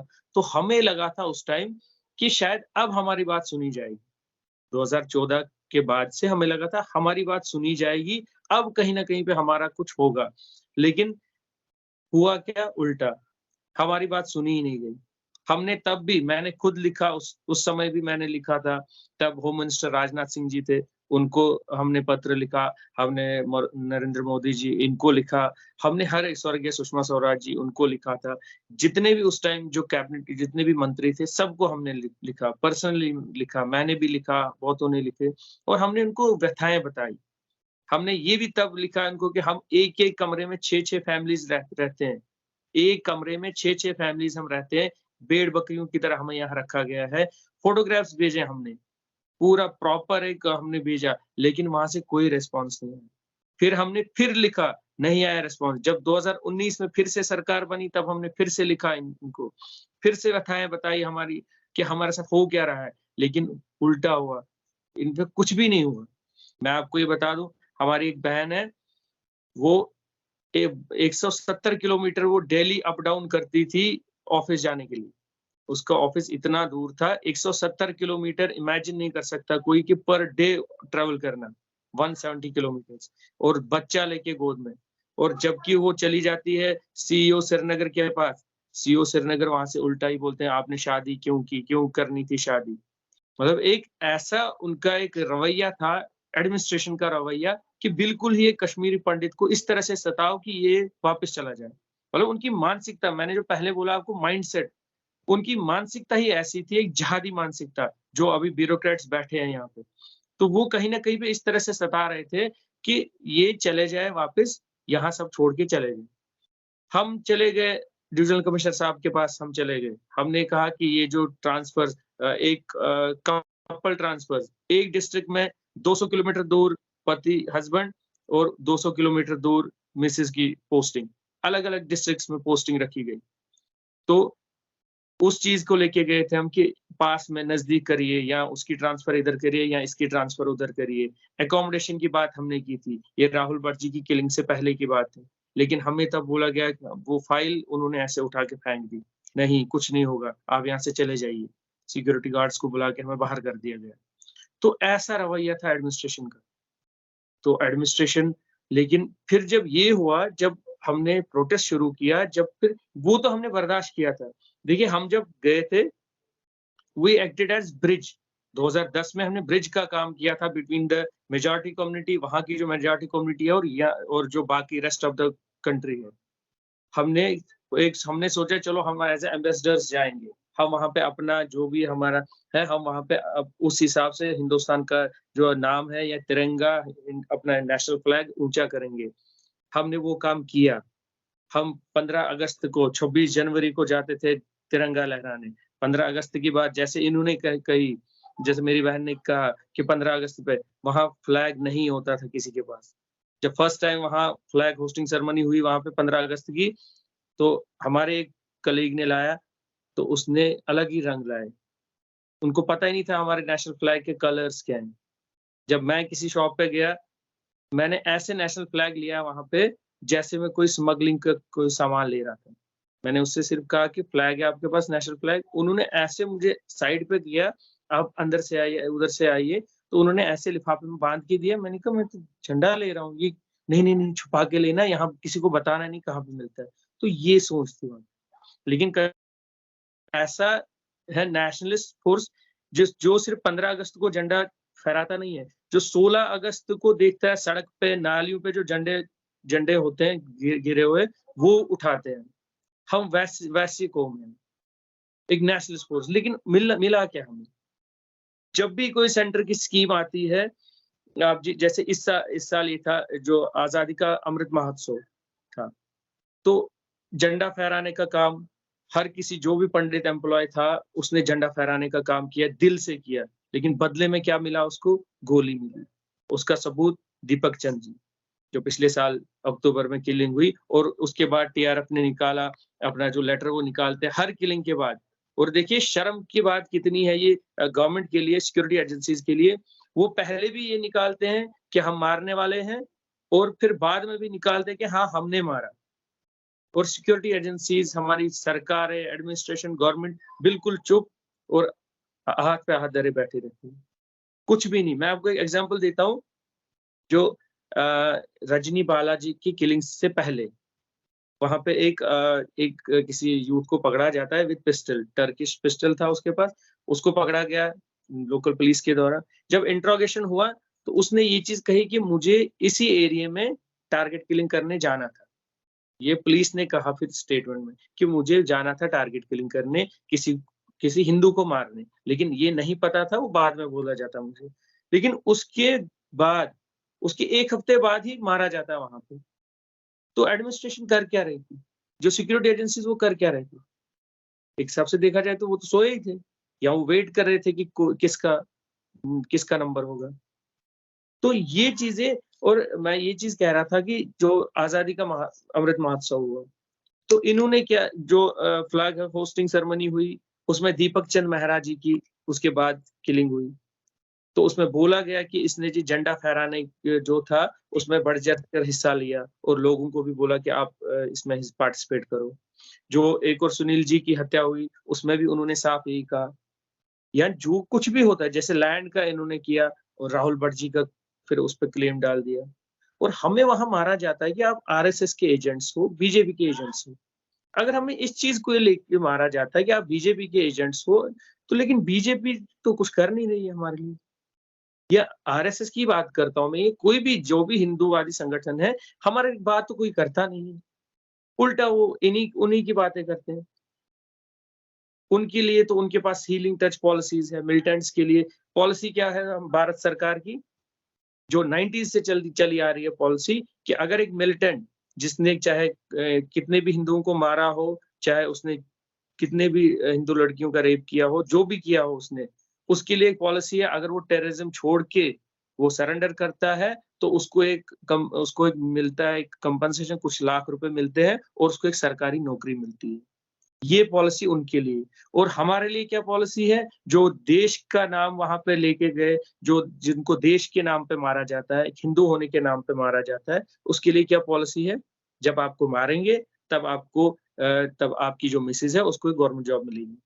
और पहले हमें मरना है उसके लिए। आप देखिए, पहले हमें मरना है, फिर उसके बाद हमें क्या मिलेगा? उसके बाद हमारी फैमिली में से किसी को गवर्नमेंट जॉब मिलेगी, वो भी यहाँ जम्मू में।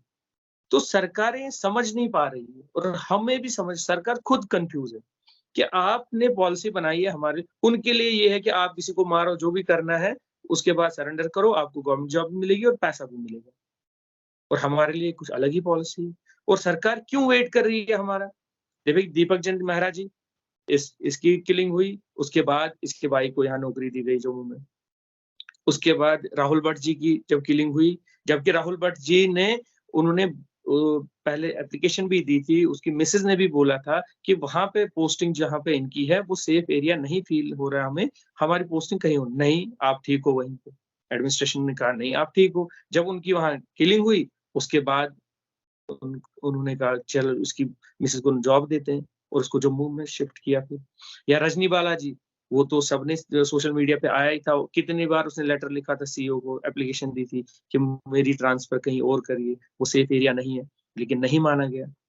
तो सरकार ने, एडमिनिस्ट्रेशन ने, चाहे एलजी एडमिनिस्ट्रेशन हो यहाँ या सेंटर में बैठी सरकार हो, उन्होंने एक बार भी डीसी बड़गाम से कोई पूछताछ की कि अगर इन्होंने एप्लीकेशन दी थी तो आपने क्यों नहीं इस पे कोई संज्ञान लिया? सीईओ कुलगाम से कोई पूछताछ हुई, एक्सप्लेनेशन निकली उसकी कि अगर इसने एप्लीकेशन दी थी कि सिक्योरिटी थ्रेट है मुझे वहाँ पे, तो आपने क्यों नहीं संज्ञान लिया इसका? नहीं पूछा गया। तो फिर उसके हस्बैंड को यहाँ वो भी वहीं जॉब करते हैं, उसके हस्बैंड को ट्रांसफर यहाँ कर दी गई। तो सरकार वेट करती है जब तक वहाँ हमारी किसी की डेथ ना हो, तब तक नहीं लाना है। जब डेथ हो जाए, किसी की किलिंग हो जाए, तो उसके बाद उसके परिवार वालों को यहाँ शिफ्ट करो। तो सरकार की ये दोगली नीति है, ये हमें समझ नहीं आ रहा है कि क्या है।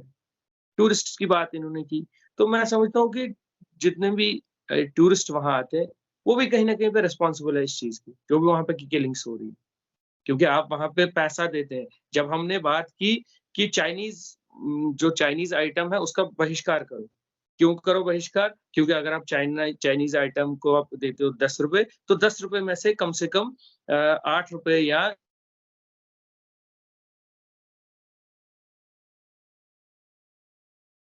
M I audible? जी, जी, आपकी आवाज़ आ रही है। हाँ, तो मतलब जब हमने ये चीज़ कही कि जब आप वहाँ हम वहाँ ₹10 खर्च करते हैं किसी चाइनीज़ आइटम पे, तो उसके बाद उसमें ₹2 चला जाता है उन टेररिस्ट को जो वहाँ से हथियार खरीद के हमारे जवानों को सरहद पे मारते हैं। ये एक नैरेटिव है। तो सेम एप्लाई होता है बाकी रेस्ट ऑफ द कंट्रीज़ में जो आते हैं टूरिस्ट। आप ₹2 की चीज़ के लिए आप ₹100 देते हो, ₹2 की एक खुबानी आती है, आप उसके लिए ₹20 देते हो। तो वो पैसा कहीं न कहीं पे यूटिलाइज़ होता है वहाँ। वो यूटिलाइज़ किस लिए होता है? एंटी नेशनल एलिमेंट्स जो है, उनके पास पहुँचता है वो पैसा। तो ये चीज़ें पूरे भारत को ये जागने की ज़रूरत है। अगर आप पूरे भारत के लोगों की बात करेंगे हम, जागने की ज़रूरत है उनको। उनको ये भी देखना चाहिए कि जब कश्मीर फाइल्स देख के वो रोए, उनको पता लगा कि नहीं हुआ क्या। आज तो कश्मीर फाइल्स 2 हो रहा है वहाँ पे, आज क्यों पूरा देश चुप है? तो कहीं न कहीं पे रिस्पॉन्सिबल आप देखिए आज एडमिनिस्ट्रेशन आज ये सरकारें हो, पाकिस्तान चिल्लाती है, पाकिस्तान को ज़िम्मेदार ठहराते हैं, पाकिस्तान को ज़िम्मेदार। लेकिन पाकिस्तान तो कर रहा है अपना काम। देखिए पाकिस्तान का काम ही है ये, वो कर रहा है, वो भेज रहा है टेररिस्ट। लेकिन एक टेररिस्ट पाकिस्तान से यहाँ आता है, फिर कैसे वो स्मगल करके लाता है पिस्टल्स, टर्किश पिस्टल्स यहाँ पे आती है, कहाँ से उसको मिलता है, वो कैसे ये सारा प्रोसीजर करने में फिर कहीं वो टारगेट सिलेक्ट करते हैं, फिर जाके उसको मार देते हैं। तो ये प्रोसीजर करने में 1 डेढ़ महीना लगता ही होगा उनको। तो 1 डेढ़ महीना आपकी तो रिस्पॉन्सिबिलिटी बनती है ना। भारत सरकार की भी तो कुछ ज़िम्मेदारी बनती है। लेकिन जब भी कहीं अटैक होता है ऐसा किसी की जान चली जाती है, किसी की किलिंग होती है टेररिस्ट के थ्रू, तो बोला जाता है पाकिस्तान की ये कायराना हरकत है, पाकिस्तान की कायराना हरकत है। ठीक है पाकिस्तान कर रहा है लेकिन आप क्या कर रहे हैं? आपसे भी तो सवाल पूछा जाएगा ना। इतिहास आपके बारे में भी तो लिखेगा ना। अगर पाकिस्तान कुछ कर रहा था तो आप चुप बैठे थे। तो क्यों ये चीज़ें जो है, ये चीज़ें समझने की ज़रूरत है पूरे देश को। पूरे देश को ये चीज़ें समझने की ज़रूरत है। आपको मैं बता देता हूँ कि किस तरीके से वो मैनिपुलेट करते हैं ना पूरे हिंदुस्तान में, मतलब पता नहीं चलता है इनको, चाहे वो सेंट्रल गवर्नमेंट हो, उन उन तक पहुँचती नहीं है बातें। या तो बातें नहीं पहुँचती या तो वो आँख मूंद के वो कहते हैं चलो जैसा चलता है वैसे चलने दो। 200 कनाल ज़मीन, 200 कनाल ज़मीन देखी जाती है, गांदरबल एक डिस्ट्रिक्ट है वहाँ पे, जो देखी जाती है कश्मीरी पंडितों के लिए रिहैबिलिटेशन के लिए। मोदी जी आते हैं वहाँ पे 2016 में 16 सत 17-18 कुछ ऐसा ही, मोदी जी वहाँ आए, इन्होंने वहाँ पे इनॉग्रेशन फाउंडेशन स्टोन डाला जाता है by the honourable prime minister, mighty India के प्राइम मिनिस्टर, फाउंडेशन स्टोन डालते हैं एक जगह पे, एक लैंड पे। लेकिन बाद में पता चलता है कि वो जो ज़मीन थी 200 कनाल वो तो ट्रांसफ़र ही नहीं हुई है। वो तो डिपार्टमेंट को भी ट्रांसफ़र नहीं हुई, वो ऐसे ही हवा में ही कहीं पे इन्होंने जो कश्मीर की में बैठे ब्यूरोक्रेट्स थे, कश्मीर की एडमिनिस्ट्रेशन, हवा में ही इनको ये इन्होंने फाउंडेशन स्टोन डलवाई और बाद में पूछा भी नहीं गया। कम से कम सेंट्रल गवर्नमेंट से पूछा जाता है इनसे कि भैया आपने एक प्राइम मिनिस्टर से फाउंडेशन स्टोन डलवाया, 200 कनाल लैंड आपने बताया, डॉक्यूमेंट्स पे आपने बताया, लेकिन है ही नहीं, लैंड कहीं है ही नहीं, वो तो ट्रांसफर भी नहीं हुई। तो ऐसा मजाक आपने प्राइम मिनिस्टर्स के साथ किया। तो जब वो प्राइम मिनिस्टर के साथ कर सकते हैं ऐसा, तो हम किस खेत की मूली हैं? हमारे पास तो कोई पावर ही नहीं है।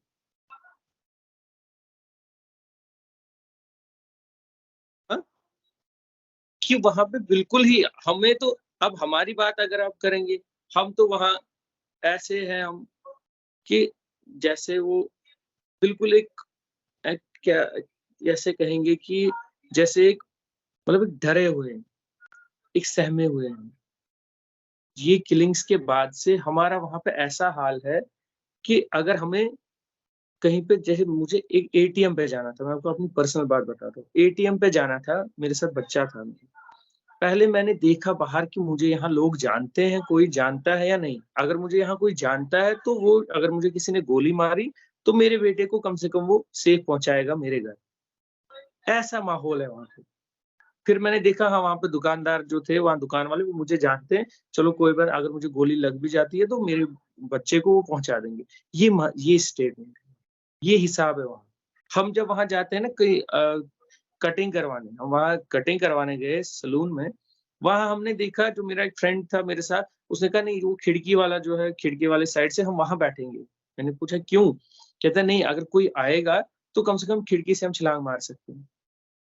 जब भी हम चलते हैं तो पीछे देखते हैं हम कि कोई है तो नहीं, कोई है। और आजकल हिसाब वहाँ वो फेरन लगाते हैं, तो आपको भी पता होगा फेरन लगता है। तो फेरन के अंदर क्या है वो किसी को पता नहीं है। तो एक डर का हमेशा एक दिमाग में ना एक डर रहता है हमेशा कि कभी भी हमें मार सकते हैं, कोई भी आके कभी भी मार सकता है। तो इन हालात में हम वहाँ कैसे रह सकते हैं? ये सरकार को समझने की ज़रूरत है। सरकार है जो वहाँ बैठ के, दिल्ली में बैठ के बयानबाज़ी करते हैं ना, बिल्कुल ही बेसलेस, या पार्लियामेंट में ये बयानबाज़ी करते हैं, बिल्कुल ही फैक्टलेस। अगर इनमें इतना ही दम है, तो हमारे साथ बैठ के फैक्ट्स पे बात करें, तथ्यों पे बात करेंगे ना हमारे साथ, तो नहीं टिक पाएँगे। ये वहाँ बैठ के कहते हैं कि जी हम ये करेंगे, हमने ये किया, अभी तक ये किया, हमने अभी तक वो किया। कुछ नहीं किया, ऑन ग्राउंड्स कुछ नहीं किया। हम जैसे थे, हमारी इच्छा शक्ति थी वहाँ जाने की। हमने कहा था कि नहीं, हमारी मातृभूमि है, हमें वहाँ रहना है। लेकिन हमें यूज़ किया गया गवर्नमेंट की तरफ से। हमें बलि के बकरे बनाया गया। हमारा एक नारा है, कश्मीरी पंडित बलि का बकरा नहीं बनेगा। तो मगर हमें अब नहीं बनेगा, लेकिन अभी तक हमें बनाया गया। जब आपको बसाना है कश्मीर में हिंदू, हमारे जितने भी जो सेंटर की आज की डिस्पेंसेशन है, उनका ये है मानना कि कश्मीर में हिंदू बसाना है। तो कश्मीरी पंडित को ही क्यों बसाना है? आप बाकी भी किसी को बसाइए ना। आप गुजरात से ले आइए ना किसी को। आप अपने जो आपके एमपीज़ हैं, एमएलएज़ हैं, उनको बोलिए ना, एक बार 6 महीने आप फैमिली लेके आइए, वहाँ बसिए विदाउट सिक्योरिटी। आप बसिए, अगर आप 6 महीना वहाँ बैठ के आप रह के दिखाएँगे ना, तो मैं पर्सनल कहता हूँ, मैं पूरी उम्र वहाँ बैठूँगा और जैसे आप कहोगे वैसे बैठेंगे। लेकिन आप दिखाइए ना, कि हम पे ही क्यों तलवार लटकाई जाती है? कि नहीं, आपको वहीं रहना है। क्यों रहना है? हम तो कहते हैं ठीक है हम रहेंगे, हमारी मातृभूमि है, क्यों छोड़ेंगे हम? लेकिन आप वैसी सिक्योरिटी अरेंजमेंट तो करिए, वैसा वातावरण तो क्रिएट करिए। वैसा वातावरण आप क्रिएट नहीं कर पा रहे हैं। आप उसमें फेल हो गए। 12 साल से आप फेल हो गए। आप 8 साल से आपकी सरकार है। 8 साल से आप वहाँ एक सिंगल अकोमोडेशन नहीं बना पाए। आपने बात की थी कि आप सैनिक कॉलोनी की बात की थी आपने। लेकिन सैनिक कॉलोनी की बात करते ही वहाँ बवाल शुरू हुआ। आपको वहाँ लैंड नहीं प्रोवाइड कराई गई। तो जब आपकी वहाँ नहीं चली, आपने कहा ये बनाएँगे, आपसे आपसे वो नहीं बन रहा है वहाँ। तो सिक्योरिटी किस प्रकार आप देंगे हमें? क्या आप हमें अब एक-एक एम्प्लॉयी को कैसे आप करेंगे सिक्योर? दफ्तर में मारा जाता है, सड़क पे मारा जाता है, घर पे मारा जाता है, रास्ते में मारा जाता है, हर जगह मारा जाता है। तो आप किस तरीके से सिक्योर कर पाएँगे? तो आप कहीं न कहीं पे फेल हो गए इसमें सिक्योरिटी प्रोवाइड कराने में। लेकिन हम कहते हैं, अभी भी हम कहते हैं एज़ ए नेशनलिस्ट, देखिए भारत माँ हमारे दिल में है। हम कभी नहीं चाहेंगे कि वहाँ जो वो तत्व है वहाँ ऐसे एंटी नेशनल एलिमेंट्स वो वहाँ पे कामयाब हो जाएँ। हम तो ऐसा कभी नहीं चाहेंगे। लेकिन आप बैठिए हमारे साथ, हम आपको बताएँगे कि किस तरीके से ये चीज़ें ठीक करनी है। लेकिन आपने हमें एक तलवार लटका के रखिए, नहीं जाइए। और स्टेटमेंट क्या आती है हमारे गृह मंत्री जी की, बहुत ही शर्मनाक स्टेटमेंट आती है इनकी। हम तो उसके स्टेटमेंट पे बात कर रहे हैं ना, इज़राइल के, लेकिन हमें करना चाहिए था गृह मंत्री के स्टेटमेंट पे भी। लेकिन हमारा जो मेन स्ट्रीम मीडिया है वो इन चीज़ों को छुपा रहा है, इन चीज़ों को हाइलाइट नहीं करते हैं। गृह मंत्री जी ने इंटरव्यू में कहा कि पहले वहाँ दिन में 20 लोग मरते थे, अब ज़्यादा नहीं, अब महीने में 3 लोग 4 लोग मरते हैं, अब उसी रेशो कम हो गया। तो क्या ये आपने पल्ला झाड़ दिया ये बोल के कि अभी 2 लोग मर रहे हैं, 3 लोग मर रहे हैं, तो वो ठीक है आपके लिए? आप क्या मैसेकर का वेट कर रहे हैं वहाँ? तब आपकी नींद खुलेगी। तो ये जो इर्रेस्पॉन्सिबल स्टेटमेंट्स देते हैं, या हमारे नित्यानंद राय जी, उन्होंने कहा, जो एमओएस है हो, उन्होंने कहा कि नहीं हिंदू 19 वो एक डेटा देते हैं कि नहीं 21 हिंदू मारे गए बस 21 हिंदू मारे गए बस, ये आपका हिंदू राष्ट्र है, यही राम राज्य है। आप हिंदू राष्ट्र की बात कर रहे थे, आप तो राम राज्य की बात कर रहे थे। तो जिस हिंदू राष्ट्र में हिंदू सेफ नहीं है, जिस हिंदू राष्ट्र में हिंदू को घर पे मारा जा रहा है, हिंदू को इस वजह से मारा जाता है कि वो हिंदू है। देखिए राहुल बच्ची की गलती क्या थी? कि वो हिंदू है। अच्छा, जो विजय कुमार जी उनकी गलती क्या थी? हिंदू। रजनी बालाजी की गलती क्या थी? हिंदू। तो हमें मारा जाता है इस वजह से कि हम हिंदू हैं। जब इस वजह से मारा जाता है तो आप किस हिंदू राष्ट्र की बात करते हैं? तो फिर ये चीज़ें छोड़िए ना आप, फिर आप भी बाकी डिस्पेंसेशन जो बाकी पहले की थी उनकी तरह रहिए ना, कि हाँ जैसा है वैसा है, चलेगा। ये हिंदू राष्ट्र, आप हिंदू के नाम पे वोट कमा रहे हैं, हिंदू के नाम पे ये सब कर रहे हैं, उसके बाद भी आप ये चीज़ें कर रहे हैं। तो कहीं न कहीं पे अब सरकार को ये ज़रूरत है ये जागने की। और अभी जो आपने कहा था ये 16 फैमिलीज़ जो माइग्रेंट होके आई, जो 32 साल से माइग्रेंट नहीं हुई वहाँ पे 16 फैमिलीज़, वो माइग्रेंट हुई अभी। और आपने क्या किया? आपके डीसी साहब ने कहा कि नहीं जी, कोई माइग्रेंट नहीं हुआ यहाँ से। नेशनल मीडिया जाती है उनके घर, वहाँ ताले लगे हुए हैं। नेशनल मीडिया जाती है, मेन स्ट्रीम मीडिया जो है, वो वहाँ दिखाते हैं यहाँ ताला लगा हुआ है। वो लोग जो वहाँ से 16 फैमिलीज़ वहाँ से यहाँ आई, वो कहते हैं कि नहीं, वो मीडिया में बयान देते हैं हम वहाँ से भाग के आए, डर के आए। नहीं तो इस टाइम आपको पता है कि आपको भी पता होगा कि एप्पल हार्वेस्टिंग का सीज़न है, उनके बाग है अपने। और जब एप्पल हार्वेस्टिंग का सीज़न है, जिसकी रोज़ी-रोटी इसी चीज़ से चलती है, वो बीच में कैसे वो छोड़ के निकल जाएगा? डीसी साहब को अगर कोई ये पूछता कि आप बताइए, ठीक है, आपने कहा वो नहीं गए, वो ऐसे ही जम्मू चले गए। लेकिन जो उन्होंने सेब के बाग अपने छोड़ दिए ऐसे ही, वो क्यों छोड़ दिए? और जबकि हार्वेस्टिंग का सीज़न चल रहा है। तो उन्होंने कहा हम नहीं जाएँगे, सब वहीं पे गोली मारो उस चीज़ सबको, हम नहीं जाएँगे। और वो वहाँ से निकल के आते हैं, वहाँ से पीछे से उनके घर लूटे जाते हैं। लेकिन मीडिया वो नहीं दिखाएगा, नेशनल मीडिया वो नहीं दिखाता है। जो हमारा जैसे आप जैसे हैं वो तो दिखा रहे हैं, बाकी नेशनल मीडिया वो नहीं दिखाएगा, सरकारें इस पे चुप है। तो कहीं न कहीं पे प्रोसेस जो जेनोसाइड का प्रोसेस है वो अब भी कंटीन्यूअस वैसा वैसा ही है। और सरकारें बयान दिलवाती हैं एडमिनिस्ट्रेशन से, नहीं यहाँ सब ठीक है। आप आप क्या एक्सपेक्ट करते हैं सरकार से? 203 दिन से हम लगातार एक चीज़ को कह रहे हैं, एक ही चीज़ को कह रहे हैं। और जो टेररिस्ट ऑर्गनाइज़ेशंस वो इसको प्रूव कर रहे हैं, बार-बार वो प्रूव कर रहे हैं। बार-बार वो इस चीज़ को प्रूव कर रहे हैं, हमारी बातों को वो सिद्ध साबित कर रहे हैं। बार-बार वो लेटर्स निकाल रहे हैं, बार-बार वो हमें कह रहे हैं यहाँ मत आइए। वहाँ ये एक इंसिडेंट वहाँ ये हुआ। मेन जो प्रॉब्लम है ना हमारे अभी की जो रेजिम है, इसकी मेन प्रॉब्लम है जो एलजी रेजिम है यहाँ पे, कि वो छुपाते हैं चीज़ों को दबाना इनको बहुत अच्छे से आता है। अगर कोई इंसिडेंट होता है कहीं पे, सिर्फ़ अब किलिंग को भी वो बहुत कोशिश करते हैं दबाने की, लेकिन नहीं दबा पाते हैं किलिंग को, क्योंकि मीडिया आज पता चलता है सोशल मीडिया का ज़माना है। लेकिन जो किलिंग के बगैर जो बाकी चीज़ें हैं, उनको वो दबा देते हैं। जैसे हमारा एक भाई वहाँ ऑफ़िस अपने चले गए थे, तो उनको 1 घंटे के अंदर-अंदर सिक्योरिटी एजेंसीज़ का कॉल आता है, "आप यहाँ पे क्यों आए? आप एक काम करिए, आप उठ के निकल जाइए वापस।" क्योंकि कुछ कॉल इंटरसेप्ट हुआ था उनको। तो वो वापस आ गए। उन्होंने बात की, लेकिन बाकी डिस्पेंसेशन जो सरकारें हैं या जो एडमिनिस्ट्रेशन, उन्होंने वो बात को दबा दी। तो हमारे साथ जो हो रहा है ना, हम एक सैंडविच हो गए अभी। एक तो हम शिकार हो रहे हैं गोली का, एक तो एडमिनिस्ट्रेशन का शिकार हो और ऊपर से सरकारों के जो डिनाइल मोड का इसका शिकार हो रहे हैं। अब हमारे साथ ये हुआ, अब सैलरीज हमारी बंद कर दी गई। पिछले 3-3 महीने, 4-4 महीने से सैलरीज बंद कर रखी है। अब गुज़ारा नहीं चल रहा है बहुत लोगों में। मैक्सिमम सबका जिनका इसी पे जिनकी रोज़ी-रोटी यही सैलरीज आती थी, कितने ही salary hand to mouth salary है, तो उस वो भी 4-4 महीने से बंद कर रखी है। अब जिसके घर पे बच्चे हैं, बूढ़े माँ-बाप की दवाइयों का खर्चा है, अब वो तो मजबूर है ना।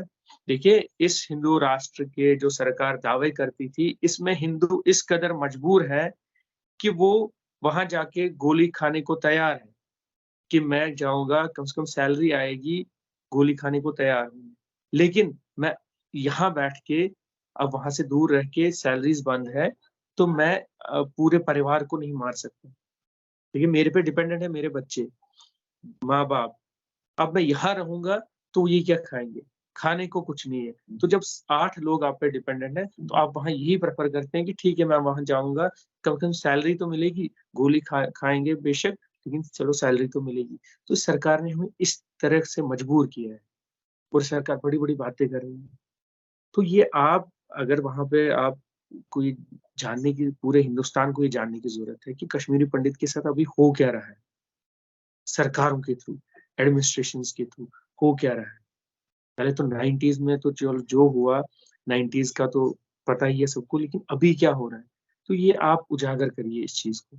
आपके पास अगर कभी फिर समय होगा तो मैं आपको पूरा डिटेल में बता सकता हूँ कि 90s के बाद से क्या-क्या हुआ हमारे साथ। किस तरह से हम जेनोसाइड का शिकार हुए और किस तरह से सरकारों ने हमारे साथ जो रवैया अपनाया, किस तरह से हमें क्या कर दिया, वो मैं आपको कभी बता सकता हूँ। तो फिलहाल के लिए मैं ये आपसे ये रिक्वेस्ट करता हूँ कि आप वहाँ पे अपने थ्रू ये चीज़ वहाँ कहिए कि कश्मीर घाटी के हालात जो अभी है या जो अभी वहाँ के पीएम पैकेज एम्प्लॉइज़ जो अभी 203 दिन से कह रहे हैं, उनका दर्द क्या है? हमारा दर्द क्या है? हमें सुनिए और इस दर्द को समझिए और कम से कम सरकार के कानों तक ये बात पहुँचाइए, क्योंकि हमारी तो सुन नहीं रहे हैं। शायद अगर कहीं और से आवाज़ आएगी, शायद मुझे लगता है अगर यूपी से आवाज़ आएगी इस चीज़ के लिए, अगर गुजरात से आवाज़ आती है इस चीज़ के लिए, तो शायद हमारी बात का जो वज़न है वो ज़्यादा होगा और सरकारें शायद समझ जाएँगी। क्योंकि ऐसे उनको पता है कि कश्मीरी पंडित है ही कितने, इनसे हमें फ़र्क कोई पड़ेगा नहीं। क्योंकि पूरे देश को तो पता नहीं ना, असलियत पूरे देश को पता नहीं है। जो दिखाया जाता है, 2 कश्मीर है। एक कश्मीर वो है जो जो टूरिस्ट बता रहे हैं और सरकारें पूरे देश में वो दिखा रहे हैं। और एक कश्मीर है जो हमारा हमारा कश्मीर है जहाँ से लाशें आ रही हैं। लेकिन जो लाशें आ रही हैं वो कश्मीर रियल कश्मीर है, उसको छुपाया जा रहा है, दबाया जा रहा है। जो वो टूरिस्ट वाला कश्मीर है, वो पूरे दुनिया में दिखाया जा रहा है। तो मैं चाहता हूँ कि जो ये वाला कश्मीर का हिस्सा है ना रियल कश्मीर, ये कश्मीर आप जैसे चैनलों के थ्रू ये कश्मीर उजागर हो जाए और हर स्टेट से आवाज़ आनी शुरू हो जाए और सरकार से सवाल पूछे कि अगर आप हिंदू राष्ट्र की बात करते थे, राम राज्य की बात करते थे, राम राज्य में राम का भक्त सड़कों पे क्यों है? हिंदू राष्ट्र में हिंदू सड़कों पे क्यों है? हिंदू राष्ट्र में हिंदू को क्यों मारा जा रहा है? वजह क्या है? तो मैं ये चाहता हूँ कि आप इस चीज़ को समझिए और आगे भी आप इस चीज़ को बताएँ। तो अभी के लिए चलो धन्यवाद आपका कि आपने हमें समय दिया और हमें सुना। धन्यवाद आपका। जी, बहुत-बहुत आभार कंचन जी, दीपिका जी चाहता है और वहाँ पे आईबी मिनिस्टर मौजूद थे और उनकी तरफ से कोई बयान ना आना, ये भी एक बहुत बड़ा सवाल खड़ा करता है। तो कहीं न कहीं आज के डेट में मैं जनता से भी ज़रूर कहना चाहूँगी, जो कि बिल्कुल लकी जी ने कहा, कंचन जी ने बताया, अगर सरकार नहीं सुन रही है तो कहीं न कहीं पूरे देश की जनता को एक होकर कश्मीरी हिंदुओं के दर्द को समझना होगा, अपनाना होगा, तभी कश्मीरी हिंदुओं का जो दर्द है वो थोड़ा-बहुत हम अपनी तरफ से कम कर पाएँगे। मूवी थिएटर्स में जाकर सिर्फ आँसू नहीं बहाना है बल्कि अब इनकी हिम्मत और ताकत बनना है। तो सभी से मेरा निवेदन है, ज़्यादा से ज़्यादा आप अपने लेवल पर आप जहाँ पर हैं सोशल मीडिया के माध्यम से, ज़मीनी स्तर के माध्यम से या फिर अगर आप इनको किसी भी प्लेटफ़ॉर्म पर सुन रहे हैं, देख रहे हैं, इनकी बात को ज़्यादा से ज़्यादा लोगों तक पहुँचाने का आप कार्य कीजिए, तब जाके शायद सरकार जागरूक हो पाए और तब जाकर शायद इनके हालात जो हैं वो सामान्य हो पाए। आप सभी का बहुत-बहुत आभार। फिर आप हमारे साथ ज़रूर जुड़िएगा अगले प्रोग्राम में। तब तक आप सभी देखते रहिए